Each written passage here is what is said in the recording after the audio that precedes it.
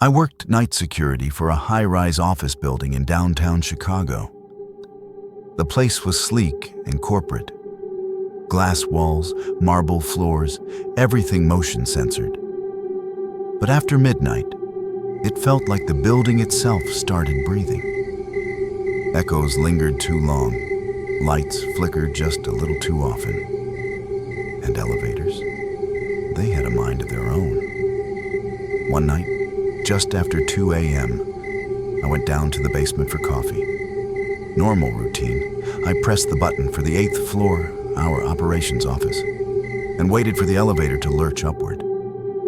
But instead of moving, the lights inside flickered, then buzzed, then dimmed. The panel blinked, and suddenly, a button labeled 12 lit up. Here's the thing. Our building only has 11 floors. I stared at it, thinking maybe I was sleep deprived. Rubbed my eyes, checked again. Still there. Glowing faint red like it had always belonged. But it hadn't. I knew every inch of this place. Before I could react, the elevator jerked upward, hard. The kind of motion that sends your stomach into your throat. No sound, no announcement, just rapid movement. 1, 2, 3. The numbers on the screen climbed unnaturally fast. Then 10, 11, and then 12. The doors slid open with a slow, reluctant hiss. It was dark, not pitch black, more like a faded old light bulb struggling to stay alive. The hallway in front of me was narrow, with walls that looked stained and bubbled, like wallpaper that had been sweating for years. The air smelled like mildew and metal.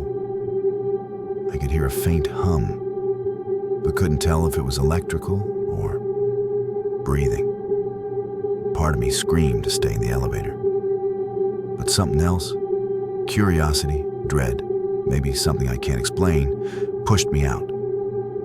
As soon as I crossed the threshold, the doors slammed shut behind me. I turned to go back. There was no elevator, just wall. The hallway ahead seemed off. It curved in impossible ways, like it didn't obey architecture or physics. The floor was soft under my boots, squishing like wet sponge. And the doors, lined on either side, were crooked, warped. Some were half open, others bolted with rusted chains. But they all had one thing in common. No numbers, no names, no labels. I walked forward, not knowing where else to go. After maybe 20 paces, I heard it. A dragging sound. Something was being pulled across the floor behind me. I spun around, nothing. Then a whisper. Too close. It wasn't English. It wasn't even words.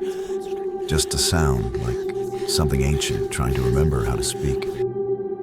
I backed up into one of the doors, numberless, cracked, slightly ajar, and pushed it open. It was a break room. But not our break room. The furniture was sun-bleached and yellowed, like it had been left under heat lamps for decades. Old coffee pots, rotary phones, a cracked TV still showing static. And on the far wall, a mirror, but not a reflection. It didn't show me standing there. It showed the hallway behind the door I just entered from. And in the mirror, something was approaching. Tall, gaunt, head tilted at an unnatural angle. Its skin looked stretched, translucent. Veins black as tar moved under the surface. It dragged one leg behind the other, and its jaw moved, chattering, like it was trying to chew through something that wasn't there. I turned to look. No one was there. Back to the mirror. It was closer. I slammed the door shut and pushed a filing cabinet in front of it. My hands were shaking. The humming in the walls was louder now, like it was coming from inside me. That's when I heard another voice.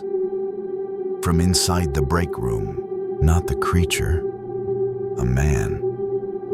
I turned. A janitor stood there, old, hunched, his uniform soaked in something dark. His eyes were wide, darting. "You shouldn't be here," he whispered. "This floor doesn't exist." "I know," I breathed. "I didn't press the button. It lit up by itself." He just stared at me. "They built this place on top of something," he said. "Something they covered up. This floor, it leaks through sometimes. Just a crack, enough to pull one person in." He moved toward a maintenance hatch in the wall and wrenched it open. "There's a shaft. Crawl until the buzzing stops, if it stops." I hesitated. Then the door rattled behind me. Something had arrived. I didn't wait. I dove into the shaft. It was cramped. The air got colder with every foot. Behind me, I heard a wet scraping sound, like claws on metal. And beneath it, something breathing, fast, labored, hungry. I kept crawling. Finally, I saw it. A faint red light and a maintenance panel labeled Control Access, Floor 8. I pounded on it until the panel slid open, and I tumbled out. Onto the floor of the real elevator. My hands were bleeding, my clothes torn. The button for floor 8 was glowing peacefully, like nothing had happened. The button for 12? Gone. I didn't even go to the security desk. I walked out of that building and never went back. Quit by text. Left the city entirely. But here's the thing. Last week, my phone buzzed with a calendar alert. Elevator inspection, floor 12, 2:15 a.m. I never said it. No one else has access. And when I opened my phone again, that calendar event was gone. No trace of it. Like it had never been there. Or like it was just waiting.